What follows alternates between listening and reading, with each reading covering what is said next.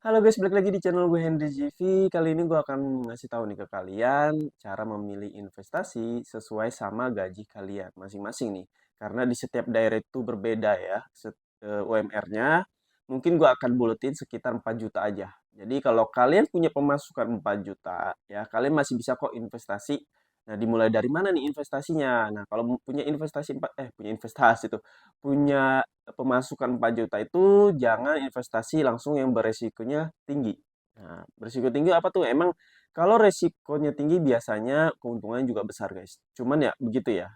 Kalian juga harus siap kehilangan. Jadi gue akan cari amannya aja nih. Yang 4 juta kalian coba cukup mulai dari reksadana. Nah, reksadana itu banyak jenisnya, guys. Bukan hanya gue ngomongin satu produk reksadana doang. Nah, reksadana itu ada reksadana saham, ada reksadana pasar uang, pendapatan tetap, obligasi. Nah, jadi kalau mau cari amannya ya kalian coba pasar uang ya. Dan kalian bisa cobain itu semua produk yang ada di dalam reksadana. Karena setiap aplikasi itu berbeda-beda ya, apakah lengkap atau enggak. Kalian harus mulai dari situ dulu dan modalnya itu enggak banyak, guys. Cuman minimal 10.000. 10.000 aja kalian udah bisa investasi ya kan. Kalian udah bisa ngerasain keuntungan, kalian udah bisa ngerasain gimana caranya investasi ya kan. Cuman modal kalian punya modal 10.000 kalian bisa investasiin di salah satu platform aplikasi dan kalian udah dapat untung. Itu kalian pasti bisa lah ya. Itu sebenarnya kalau kalian investasi reksadana nggak perlu sampai 4 juta, penghasilan kalian juga bisa. Kalau kalian tanya di bawah 4 juta bisa nggak Hen? Bisa banget menurut gua. Jadi investasi itu nggak pernah mempersulit kalian ya.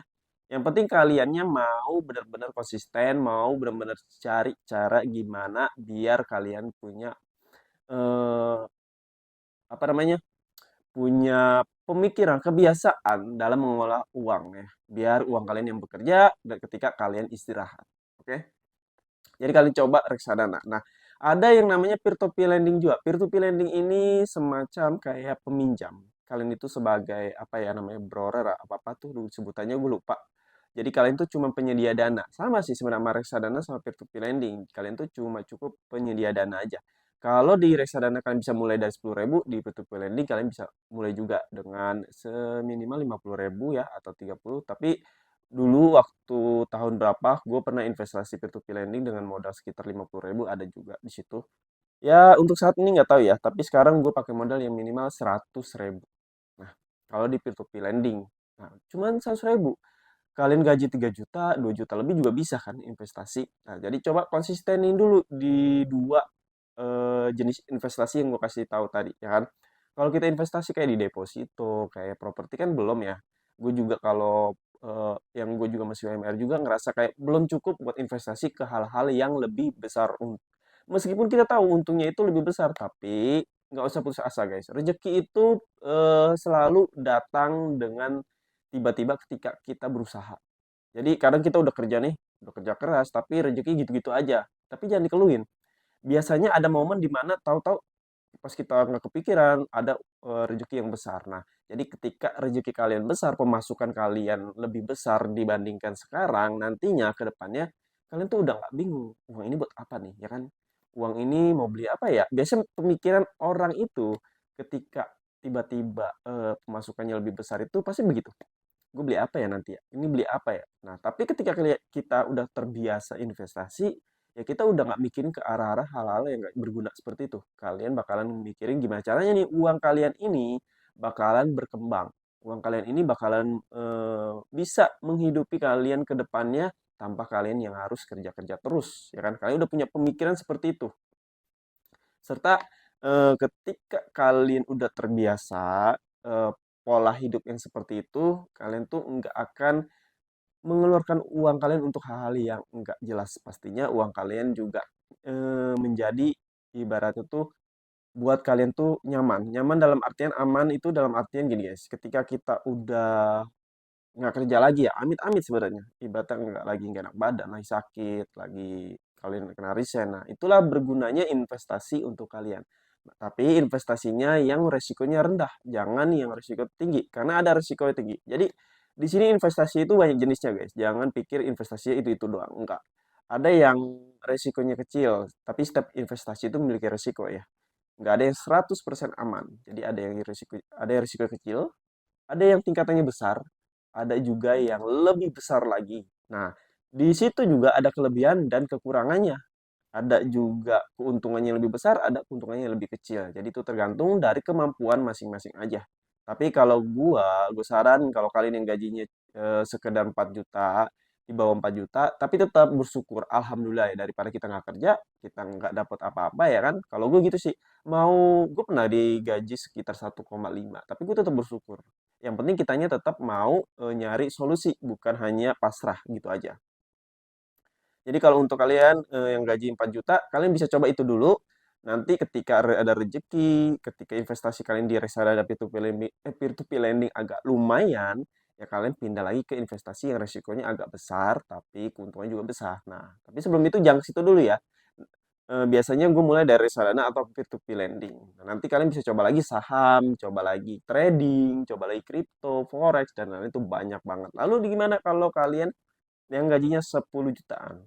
Atau ya 10 jutaan ya 10 jutaan itu kalian bisa cobain tambahin saham ya, tambahin saham, tapi investasinya jangka panjang serta beli saham yang dimana sahamnya itu udah tahu lah, kalian udah ngerti produknya, udah sering dipakai sehari-hari, terus si perusahaan ini dan produknya ini bagus ya kan, dari tahun ke tahun nggak ada kayak masalah tentang, ya sehat lah keuangannya, jangan ada yang korupsi gitu.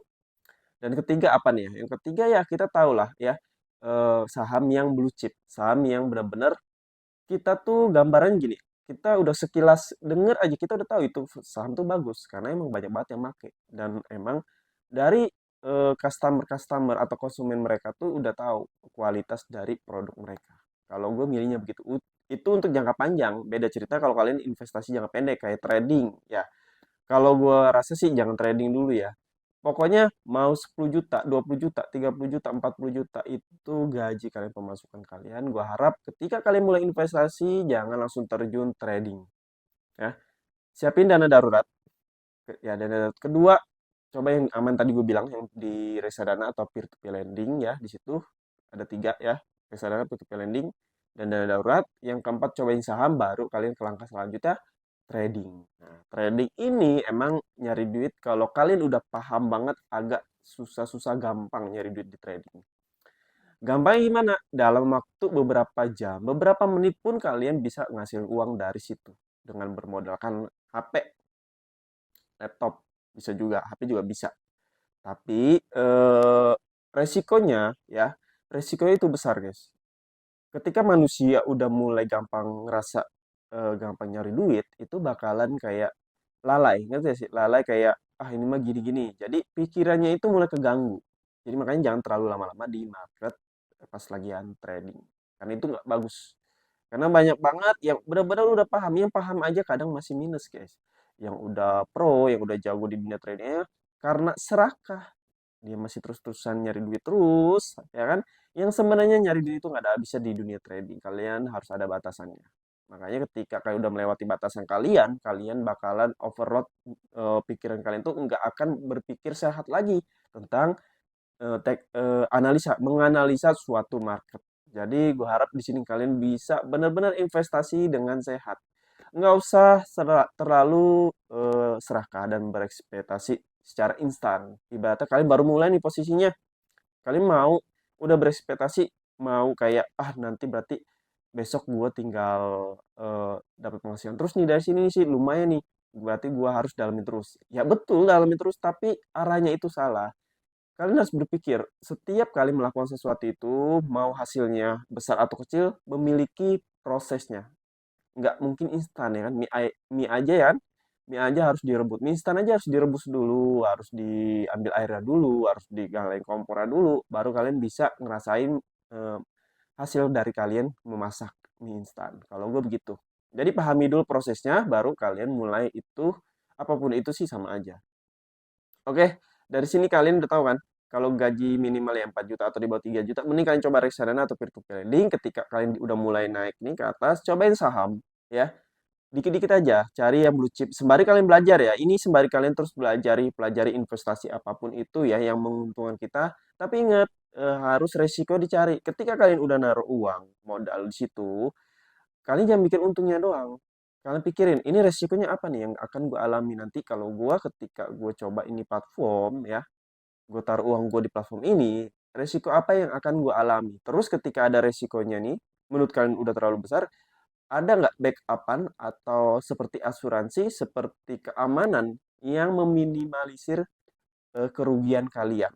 Kalau gue begitu, pikirin itu dulu, baru kalian pikirin keuntungan.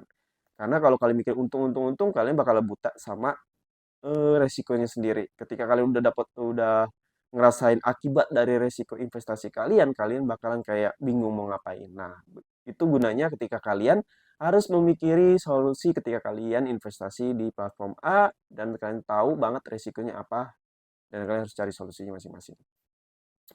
Mungkin segini aja dulu ya yang bisa gue kasih tahu ke kalian caranya. Jadi untuk kalian investasi di bawah 4 juta juga bisa sebenarnya dimulai dari 10.000, ada yang dari 100.000, 500.000, 1 juta, ada yang 5 juta. Itu tergantung dari kalian aja, kemampuan dari kalian. Tapi kalau kalian yang belum tahu apa-apa investasi, mulailah dari modal kecil, jangan modal yang besar.